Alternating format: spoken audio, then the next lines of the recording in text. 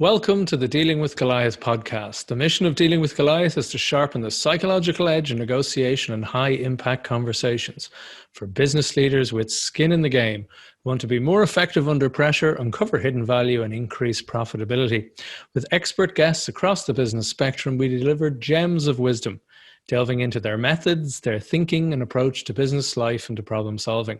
This is the Grande Cup of Insight, long-form podcast interview, where we take the time to delve a little bit deeper into our guests' experiences, stories, and to get those priceless nuggets. I'm your host, Al McBride, and my guest today is Ken Jacobs. Ken is the principal of Jacobs Consulting and Executive Coaching, which empowers PR, marketing, advertising, and communications leaders and executives to achieve breakthrough results via executive coaching. He helps PR and communications agencies achieve their business development, profitability, client service, and team performance goals via consulting and training. So Ken, welcome to the show. Great to have you on. Thank you. It's great to be here. So that's very interesting that you focus in on the PR and the marketing field. What is slightly different about the leadership needs in that industry and sector, would you say? So, I don't know if they're very different. For me, leadership is leadership. Coaching, sure. Coaching is coaching. The reason I offer this to these agencies and their executives is that it's the fields in which I grew up. I grew up in marketing, PR, agency life in New York, was there 25 plus years. So when I did my, for lack of a better term, reinvention, I knew I wanted to create something that offered value via leadership coaching, via consulting, via training to advertising people, PR, integrated communications, advertising, and marketing fields. And, it's the area in which I'm known, and it's the area I know. Now, again, the little secret is a real coach, if you're really using a proven coaching technique, a coaching process, you can coach. I could coach astronauts. I could coach engineers. Absolutely. I could coach mathematicians. I was going to say I haven't. That's not true. I have coached outside my field. But, as a fellow coach once said, there's enough people in our space who need our help. So it just kind of makes sense. So when we have a coaching session, we're really not discussing PR, marketing. We're discussing leadership. How do I lead my clients? How do I lead the leaders on my team so that they step up and help me lead this organization? How do I lead my peers if I have a business partner or two? And of course, how do I lead my teams? So that's really what we're working on. What my clients and my prospects tell me is that they feel a comfort level working with me because I've been in the space. When they use shorthand, I get it. They just feel they can kind of get to the point more quickly. And that's a great point.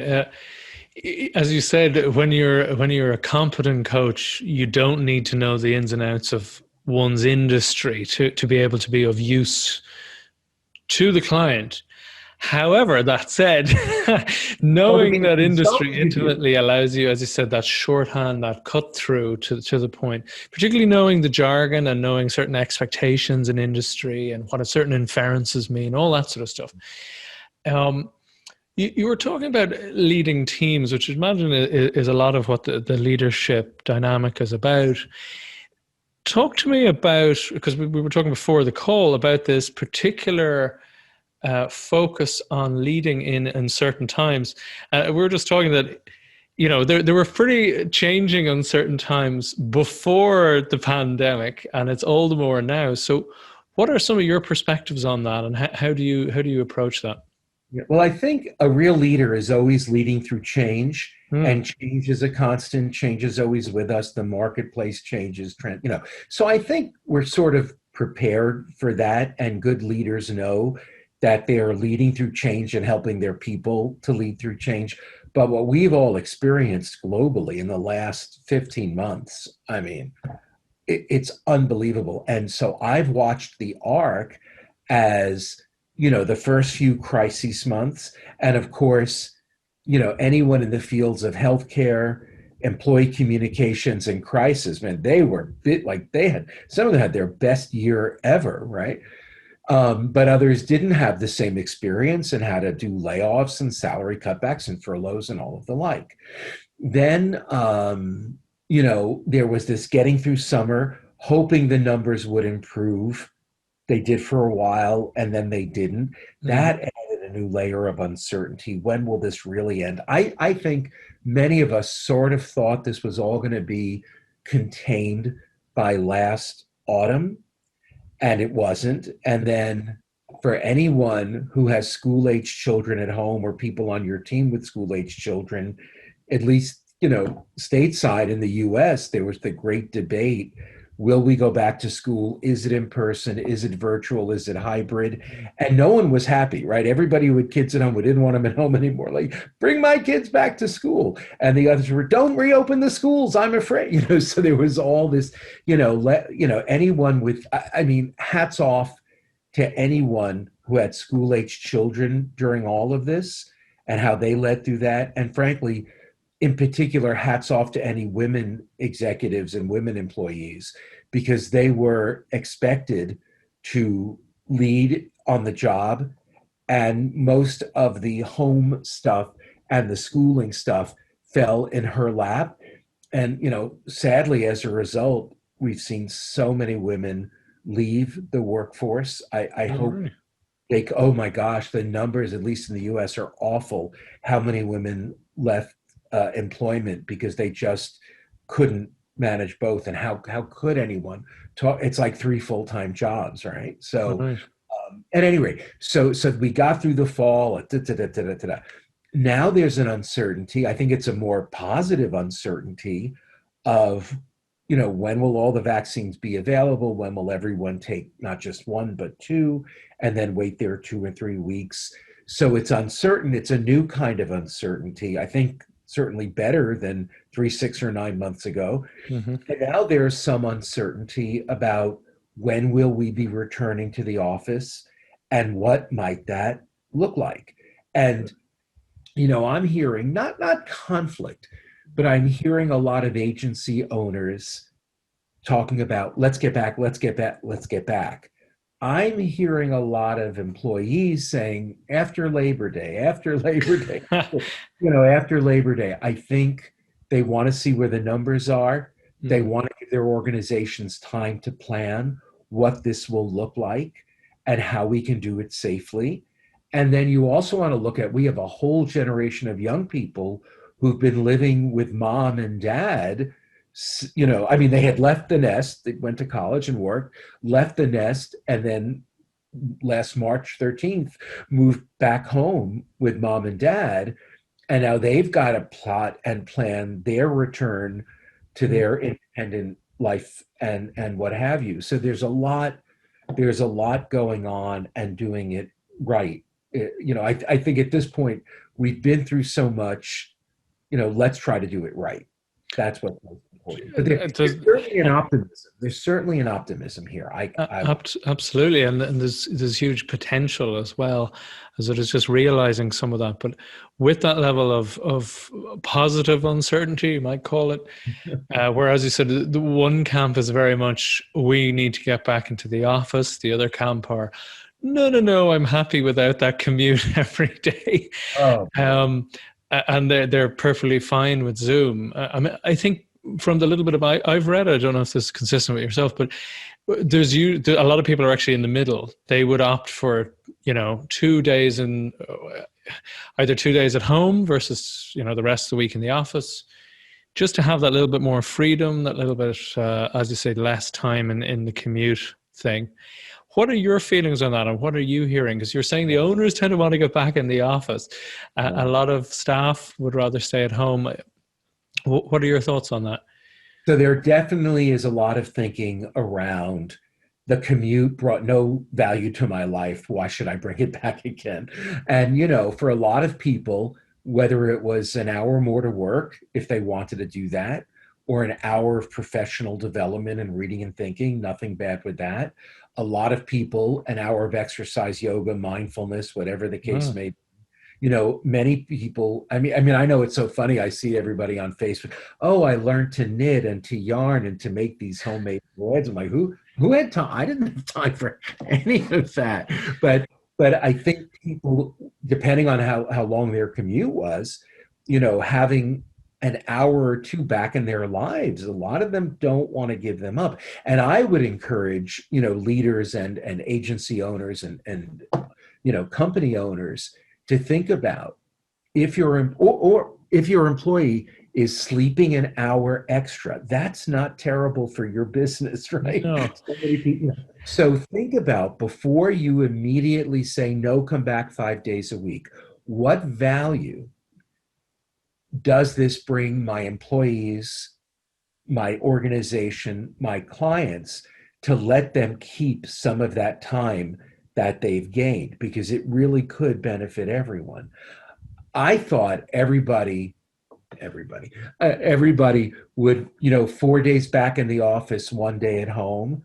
I'm hearing much more 2 to 3 days at home. I don't know if that's going to work, but I'm hearing people do want some kind of hybrid, and I think they would prefer minimum 2 days a week at home. So I think, you know, what we need to think about, what leaders need to think about now, is how do we use our time at the office? Mm. Let's use it, or my recommendation, use it for the collaboration you've missed, use it for brainstorms, use it for, you know, collaboration, creativity, and reconnection. You Mm. know, use that time for those 3 C's, and then use the time at home for independent work. Because there's a lot we have learned as leaders. We have learned, if you've got mature professional folks whom you treat as grown-ups, they can get a tremendous amount of work done, high quality work done independently. You know, and that's funny, because I talk to leaders who say, oh, we've missed so much because I can't check on them and I can't check in on them and I don't know how they're using their time. And I'm like, you know what? Let me tell you something. They didn't use their time well when we were in the office. Exactly. You were worried about them when they were in the office, and you checked on them when they were in. This is not because of work from home. This is because of either how you lead or your expectations of what's expected of an employee here. And those who have always been mature, who've managed their time well, who focus on quality over quantity, who know how to prioritize and get the big stuff done, they did it when we were all at the office, they did it when we were home, and they'll do it again when we're back together or back in the hybrid form. So I think it's a good time for self-reflection of leaders about what kind of people, you know, who really thrive here, and what kind of people do I want to have here, and what do I want their relationship with the organization to be. You know, I advocate hire grown-ups, treat them as grown-ups. You know, Mm. you'll make it back in top line and bottom line growth. Yeah, absolutely. I mean, it's one of the key things to contentedness at work is sense of purpose, a sense of connection, which we are just touching on, and a sense of autonomy. And it's exactly that you seem to be describing some of the more micromanaging managers, where, as you said, oh, I can't see what they're doing.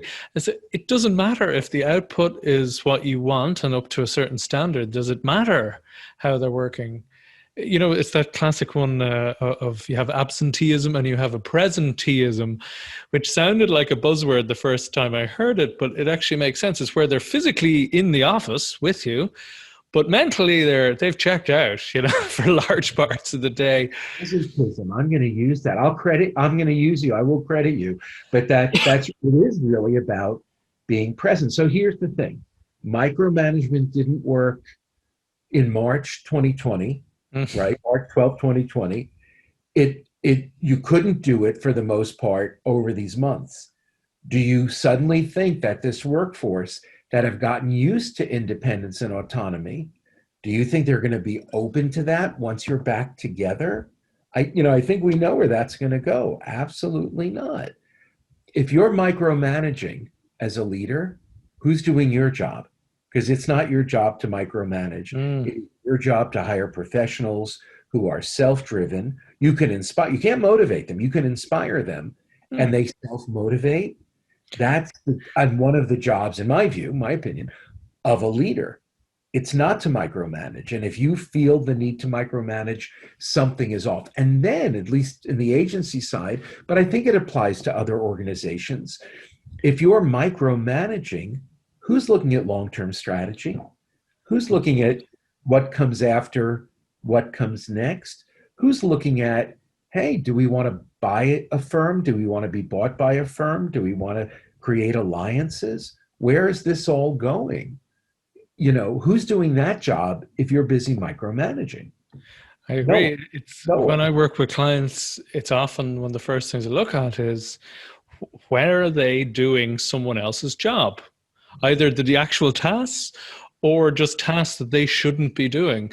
And it's amazing when you find these things, suddenly they find 5 and 10 hours a week that Oh, they can apply to their own work. You know what I'm talking about. Suddenly there's more time because they're not doing this thing that they didn't need to be doing at all.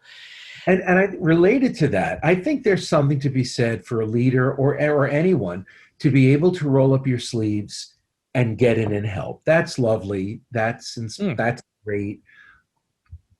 If, though, on a regular basis, you're doing the job of someone 2 levels below you, something's wrong. Big time.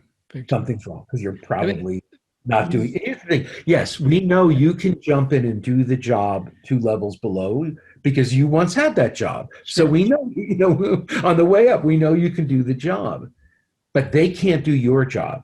They can't do the job of leadership yet.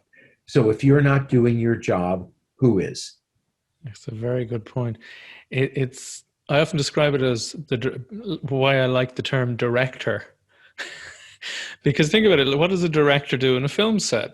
They're not rolling the camera, they're not holding the mic, they're not doing the makeup, but they are literally directing everything and how the thing works out. They're project managing it in essence. But And here's the nice analogy. that's a great analogy. And here's the thing the director should bring, I believe brings vision, a sense of Yes. vision. Where are we going? Yeah. And so how do you play at that level if you're managing or micromanaging? I don't know that the two can go together. But I'm getting a lot from this that I'm gonna use that. Thank you for my work. That notion of, especially as you're leading leaders, so I'm a huge Broadway fan. Broadway's coming back this fall, we hope. But the director hires the best scenery designer, the best lighting designer, the best orchestrator, choreographer. Who am I missing? That's what they do. And hopefully the best actors, So that's what you should be doing, and let them do their thing. Now here's the thing. If you think of the great directors on the stage, it's not that they don't get involved and share. Think a great director brings out the best in all of those Mm, people, but they don't try to do their jobs. They don't try to build a set. exactly. They don't As you have said, they it's don't have about life. inspiring in the vision, but then using that wealth of talent and experience that's in front of them in whatever role, whether that's in film, whether that's the editor, which is one of the most crucial roles that people forget. Unless it's done badly, you don't notice it. It's like Right. casting. But it's exactly that point, isn't it? That you're trying to get the best out of the person in front of you. Um, so when you're potentially working with a client, I'm always interested in what are some of the, flipping it slightly to the negative, what are some of those red flags that you might see on the horizon and make me think, I don't think we're potentially a fit as working partners. Uh, Oh, for me, a prospect and yeah. me. So if Yeah. someone Oh, comes to you and go, oh, I think I might need coaching, and yeah. maybe something just triggers in the back of your head and goes, not sure. Oh, we have a thing we call coach's intuition, Hmm. and I tap into it regularly. So I go back to what I say. I work with leaders Mm-hmm. primarily, but not exclusively, in that PR, marketing, advertising, digital unit, communication space who want to achieve, maybe even surpass their goals by becoming more inspired and inspiring leaders. And here's the, and are willing to do the work to sustain that. Okay. So if I sense the person isn't willing to do the work, if I sense they see that it's not them that's the issue or the problem or the one with the opportunity, it's the teams, it's the client, they're not ready, they're going to not step in. Well, can we work together for a month or two? No, because that's not sustainable. So I've honed a pretty good, and I think most coaches have a good sense if it's going to work, or if I'm the right coach for them, or more often, I would say they come to me for a consulting issue, business development, profitability, whatever, and I sense something is going on in their leadership. Maybe it's too autocratic a style. You can pick that up in their language and how they discuss their team members, or there might be some fear or confidence issues at play. So when my instinct is that, I'll bring the dialogue, the conversation over to coaching and how it works, and see if they respond to that. And I do that because I've learned that if they're leading as effectively as they can be, really, really good leaders, that any management consulting thing they wanted to work on, biz dev, profitability, team performance, you name it, it's going to be that much easier and more effective if they're in that leadership zone, right? If they're bringing empathy and trust and courage, it'll be easier to implement any of the consulting recommendations we might want to make. And in addition, they turn around and in the boat, they see a group of people who are inspired to help the leader get there. So anything you want to do, isn't it easy? Those management initiatives you might want to do. Isn't it easier if your team wants to help you? Of course. So a few times in the career, in this part of my life, I've sensed it's a coaching issue, and I do recommend let's at least explore that first and then see how we do. Okay. The other, how much consciousness does the leader have? Are they aware of their impact on the organization? And are they aware of the issues they're discussing? Are they really open to their role in it? And again, and if they're not, we're not going to be good. So I might recommend someone else, because there are times that, you can think we're just not right for each other. And it's not like I'm pushing a bad client onto a fellow coach. Maybe that coach sees something, they can do together. But, coaching is a collaboration. It's a partnership. It's cheerleading. It's sometimes sharing some tough love or honest love or whatever, always with the client's permission. So if I sense the chemistry isn't good, there's nothing I can do as a coach. It's not going to work. And I feel honor bound to acknowledge that. Just and on that note, following on it's warming up to my next question, which was, what have been some of the most instructive mistakes or errors in your career? Some of those, sometimes even a failure, but that you've gained a huge insight from or huge benefit from in retrospect. So I will tell you that I had been coaching for a while, and then I went for my training and certification. I did it at IPEC, the Institute for Professional Excellence in Coaching, tip of the hat.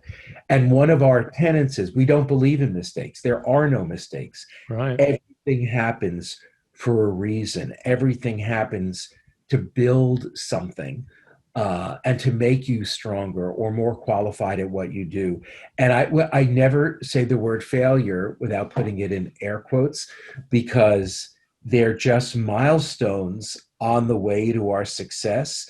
And I always say, and if you don't believe me, well, then listen to Einstein, Charlie Chaplin, the Beatles, Ella Fitzgerald, Thomas Edison, I think Bill Gates, I knew Oprah, Thomas Anderson would be in there. the list of successful people who have acknowledged and celebrated their failures. So I think that's number one. Now, so I would, if I look back on my career, and I was in the agency business like 25 plus years. It wasn't each of my towards the end. Each length of employment was getting shorter and shorter. And if I'm being fully candid, and that's how I have to be, wasn't always by my choice. My consciousness wasn't raised enough to realize, man, you had a great PR career. You got into management and leadership early. You've won a slew of awards for your PR work, et cetera, et cetera. But something's not working now, right? So you've got to figure something else out as you approach age 50. And I think I missed the signals that things weren't working. I was a little bit clueless about that. So on one hand, I say, I wish I had realized that while I had I'll own it. I had a great PR agency career. I did. But I wish I had sensed there was something more for me to do. It would have been nice if I had realized that at 45, 40, or 35 instead of waiting till 49, 50. Okay. I said it is how it is, but as an observation, as a reflection, that's a very interesting point. And I think also I was a little bit, I wasn't seeing the signs that my career was starting to end. And, I think I've got pretty good judgment. I think we all have great judgment, really, if we listen to our gut. And I would say the biggest mistake I made was not listening to my gut and creating excuses for why things had stalled and why they weren't working out as well at this point in my career as they had in the beginning or in the middle of it. And I just picked the wrong place, and I didn't question the right way when all kinds of excuses. Mm-hmm. Your gut is always right. And there are very few, for me, very few black and whites. I will say this to your viewers and listeners, 100%, your gut is always right. It's a very good point.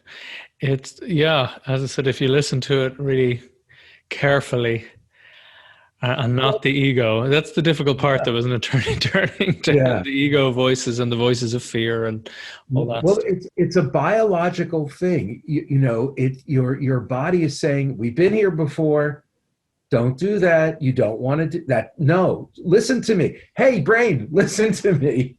And it's the brain saying, well, maybe this time will be different. Maybe, you're smarter and better now. So let's do that mistake for the 17th time. So no. Listen to your gut. That brings me neatly into the next question, which is more around negotiation itself, because having been in many agencies, as I said, for over 25 years, you must negotiate an awful lot of deals, both, as you said, acquisitions, as well as just client work and creating of contracts. If you have someone who's maybe having some difficulties with negotiation, what are some of those key insights you might give them? Yeah, great. One might be, listen to your gut, that if there's something wrong, maybe there's something wrong.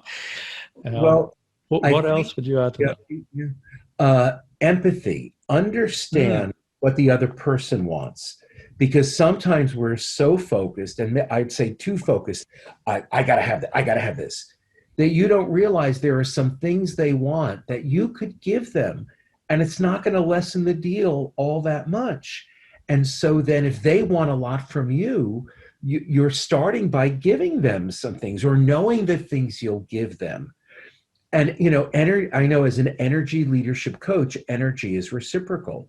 So if you can create the environment where you can give them some, maybe not all, some things that they want, doesn't that make it easier for them to give you what you want? Absolutely. It doesn't have to be, you have to be smart, but it doesn't have to be this battle. So have empathy, know what you could give away. Another thing would be I hate those red line contracts. I like to have a discussion, right? Mm. And I've asked, and across the table they're shocked. Help me understand why you want that. And I mean it sincerely. It's not a tactic. Help me understand what you're trying to get here. Because quite often the red line or the new language, it sounds like they want something you cannot give them. But then when you understand the why, you say, oh, I see now. Well, maybe I can't give it to you exactly like that. But how about if we did this? And now you're having a dialogue about your ability to give them something they want. But it might be going through a different route, right? Might take a little creativity. So instead of the battle of the red lines and putting things back and not accepting, you're collaborating to figure out a way to work together. Isn't that the goal? When we sign this contract, we can work together. We can be partners. So let's keep our eye on that prize. All that said, know from the get-go what you must have and know when you have to walk. If the things they're asking are asked in such a way or so tough or what, you just can't do it. You have to embrace, I wish we could have made this work out. I just don't think the time is right. It's unfortunate. So, sometimes when you do that, you both realize this wasn't meant to be, and that's fine. And sometimes they say, well, wait a minute. Let's see what we can do here, right? So it can bring up in them when they realize you're willing to walk, they then have to think about, are they willing to walk? And sometimes they are, and that's great. And sometimes they're not. The one learning from my career related to all this is, and this is hard on the agency, don't start the work without a contract. Right. For the most part, it's not the client taking the risk, it's the agency. And the more you do work, the more risk you're taking.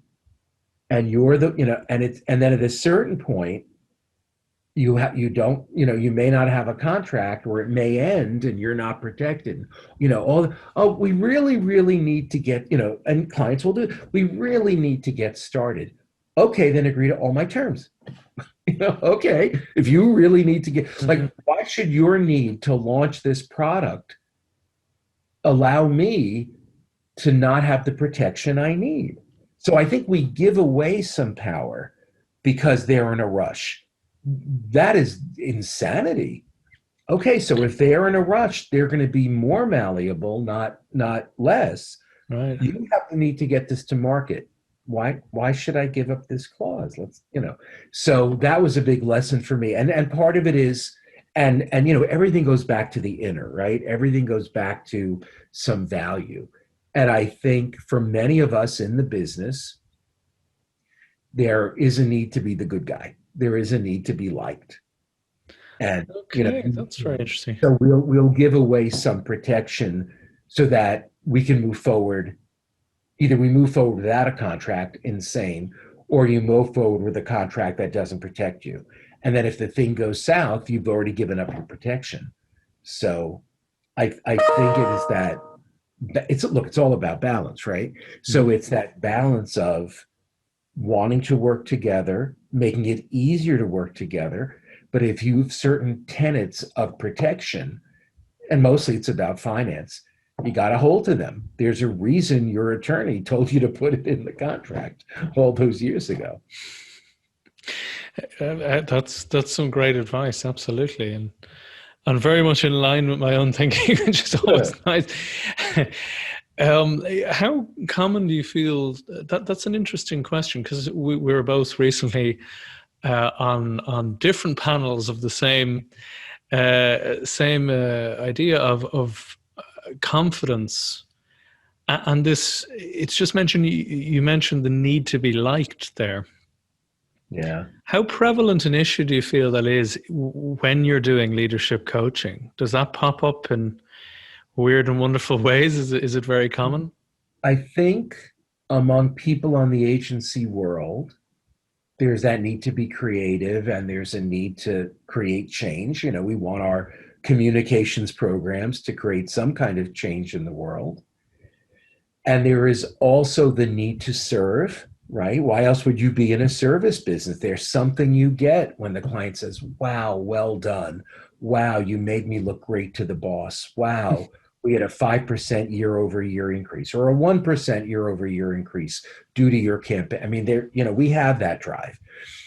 But it's funny, I always say, so here we are in this space and we are asking for budgets of, I suppose, $100,000, $500,000. If it's a fully integrated campaign with advertising, PR, digital, could be $1 million or plus.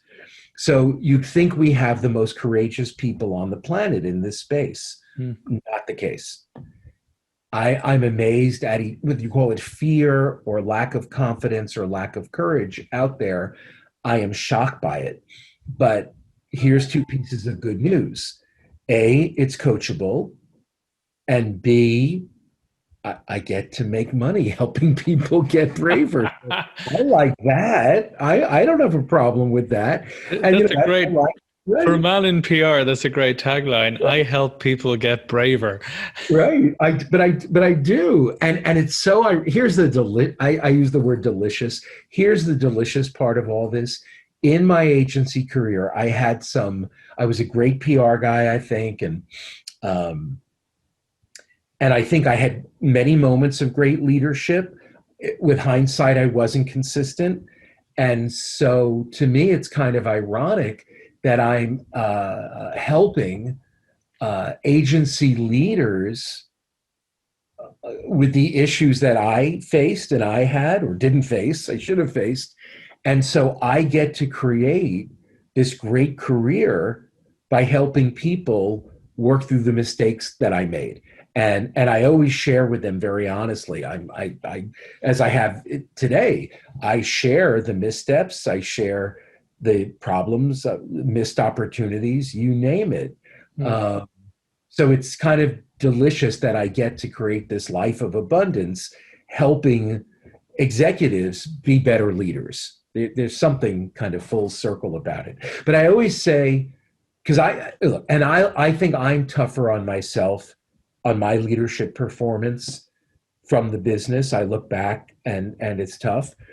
And then there are moments I say, well, don't be too tough on yourself because a lot of the people who worked for you over the years have hired you. So they might look back on our time together and our leadership in a maybe more positive way, than I did. So that's also nice. That's really fulfilling. Plus, it's like, you're old when the people who were your assistant account executives and account executives have like really killer, amazing, global, highly responsible jobs. I mean, that's just wonderful. It's a good sign. It's a very good sign. So just going back to really where we started, do you have some particular principles about helping your clients lead through these extended uncertain times? Well, I have three, and we'll present them in a way that'll make it very memorable and implementable for your viewers and listeners. Number one, if you've not done emotional intelligence, if you're not studying it, if you're not getting better at it, now is the time. Emotional intelligence is so important for us. And I think the best way is to get emotional intelligence version 2.0. I have no relationship with the authors, I promise, but you buy it, it's not expensive. And in the back flap, there's a code. You take the emotional intelligence assessment and you will learn so much about where you are in the 4 quadrants of emotional intelligence.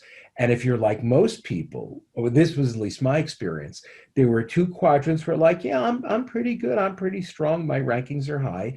There was one quad where, yeah, I have some watch outs here, I'm going to monitor from time to time.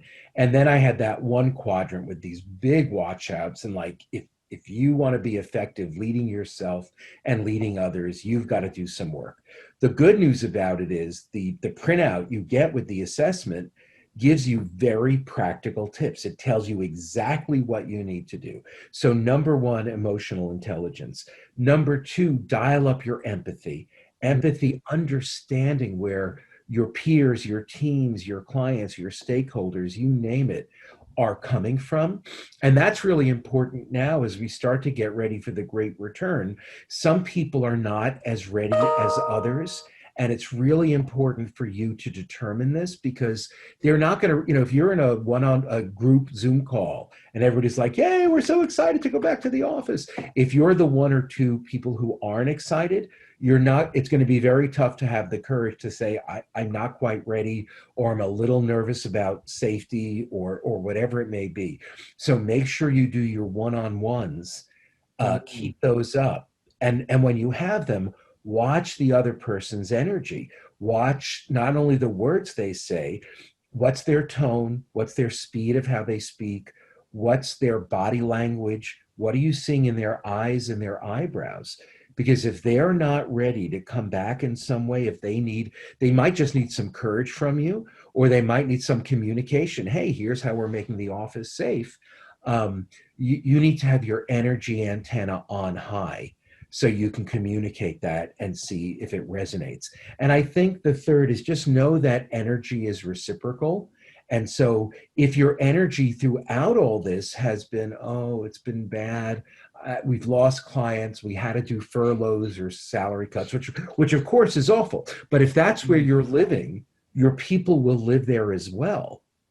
If instead you've had sort of this high energy opportunity mindset where, I'm not sure where this is all heading, but here's the way I see forward, and I need you in the boat with me, rowing, and here's why, that's going to really empower your people. And so when you see, again, I call it the opportunity mindset. And look, many agencies, many organizations have pivoted over these 15 months.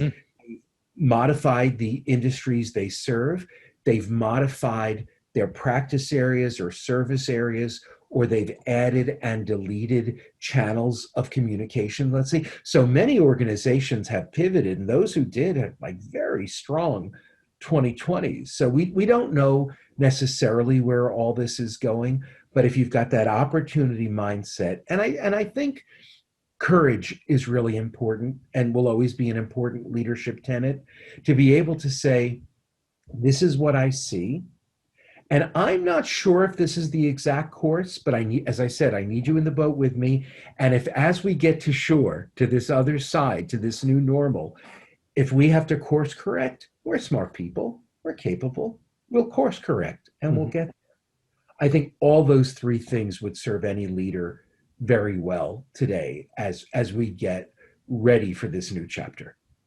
Absolutely. I mean, I would argue that that's pretty important stuff anytime, but particularly all the more poignant right now.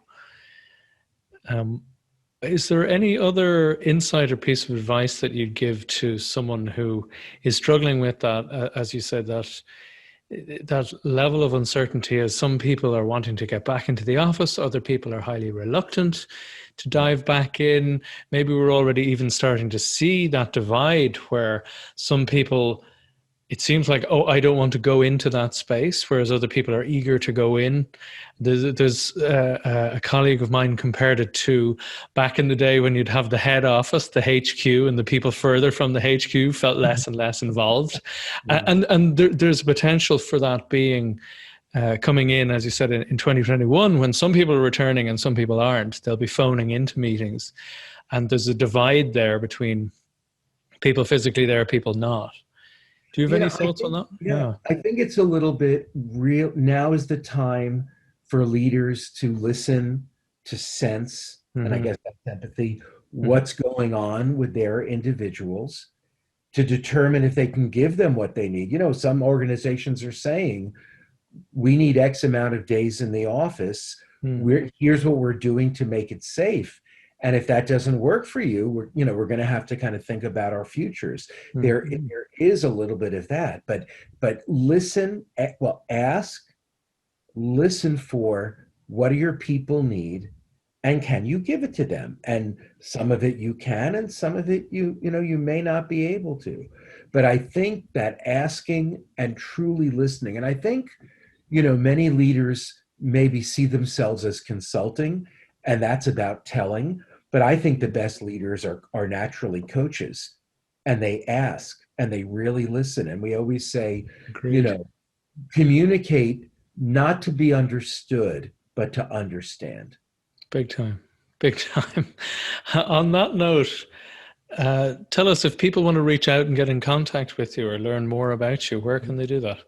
I'm everywhere. I'm everywhere you need to be. You can find me on LinkedIn. I'm on Twitter at Ken's Views.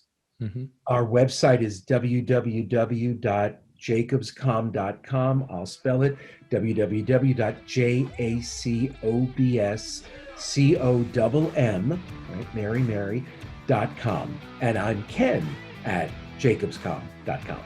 Very good. Excellent stuff. Well, thank you so much, Ken. It's been a fabulous conversation. I enjoyed it very much. Thank you, as did I.